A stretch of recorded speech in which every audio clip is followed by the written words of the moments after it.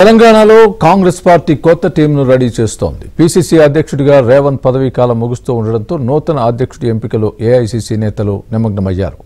కేంద్ర ప్రభుత్వంతో పాటు బీజేపీ విధానాలే టార్గెట్గా పోరాటాలు చేసే నేతలకు పదవులిచ్చే యోచనలో ఉంది హస్తం పార్టీ.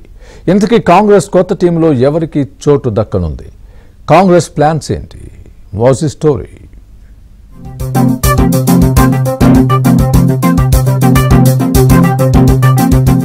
తెలంగాణ కాంగ్రెస్ పార్టీకి కొత్త రథసారథి రాబోతున్నారు. ఈ నెల 27తో కాంగ్రెస్ పార్టీ అధ్యక్షుడిగా ఉన్న రేవంత్ రెడ్డి పదవీ కాలం ముగుస్తుంది.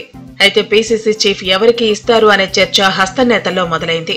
అటు ఏఐసీసీ సైతం తెలంగాణ కాంగ్రెస్ పార్టీకి నూతన బాస్ ఎంపికపై కసరత్తు ప్రారంభించింది. ఇక నూతన పీసీసీ చీఫ్ తో వర్కింగ్ ప్రెసిడెంట్లు, వివిధ ఫ్రంటల్ ఆర్గనైజేషన్ అధ్యక్షులతో పార్టీ బాడీ వేయాలని ఏఐసీసీ భావిస్తోంది.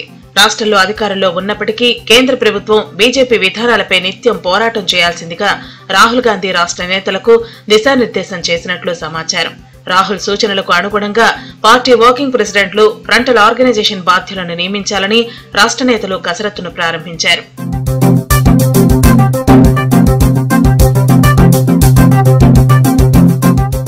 భారత్ జోడో యాత్ర తర్వాత రాహుల్ గాంధీలో చాలా కీలకమైన మార్పులు వచ్చాయి. అధికారాన్ని చేపడతామనే నమ్మకంతో పార్లమెంటు ఎన్నికలకు వెళ్లిన ఇండియా కూటమి కొద్ది దూరంలో అధికారాన్ని చేజార్చుకుని ప్రతిపక్షానికి పరిమితమైంది. ప్రతిపక్షంలో ఉండి మోదీ ప్రభుత్వ లోపాలు ప్రజల్లో చర్చిస్తామని, ఎన్డీఏ మోసాలను ప్రజలకు వివరిస్తామని రాహుల్ తేల్చి చెప్పారు. ఇండియా కూటమి తీసుకునే రాజకీయ నిర్ణయాలు ప్రతి రాష్ట్రంలో కొనసాగించాలని ఏఐసీసీ నేతలు భావిస్తున్నారు. అధికారంలో ఉన్న రాష్ట్రాల్లో కేంద్రంపై నిరసన కార్యక్రమాలు ఎక్కువగా ఉండాలని కేసీ వేణుగోపాల్ ఆయా రాష్ట్రాల ముఖ్యమంత్రులకు చెప్పినట్టు సమాచారం. పోరాట పటిమ ఉన్న నాయకులకు పార్టీ బాధ్యతలు ఇస్తే కార్యక్రమాలను సమర్థవంతంగా చేయగలుగుతారని భావించిన తెలంగాణ కాంగ్రెస్ నేతలు పార్టీ వర్కింగ్ ప్రెసిడెంట్లు, ఫ్రంటల్ ఆర్గనైజేషన్ అధ్యక్షులను నియమించే అంశంపై ఫోకస్ పెంచినట్లు సమాచారం.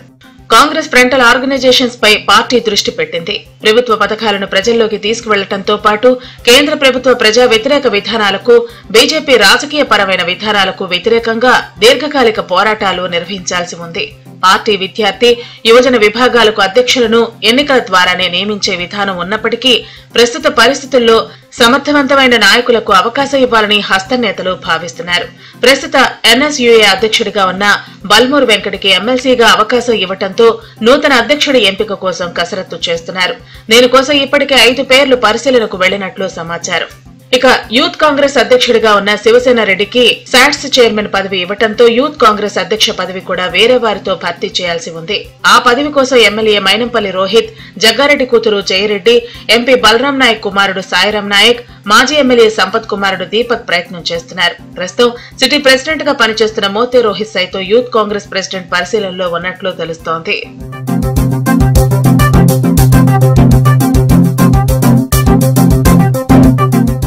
ఇక మహిళా కాంగ్రెస్ అధ్యక్షురాలిని మార్చే యోచనలో అధిష్టానం ఉన్నట్లు సమాచారం. ఆ పదవి కోసం వరంగల్ కు చెందిన కూచన రవళిరెడ్డి పేరు పరిశీలిస్తున్నట్లు సమాచారం. కిసాన్ సెల్ చైర్మన్ గా మెదక్కి చెందిన Prabhakar Reddy, OBC cell chairman గా ఓయూ విద్యార్థి నాయకుడు లోకేష్ యాదవ్, మీడియా కన్వీనర్ మెడగోని కమల్ పేరు పరిశీలనలో ఉన్నట్లు గాంధీభవన్ వర్గాల్లో గుసగుసలు వినిపిస్తున్నాయి.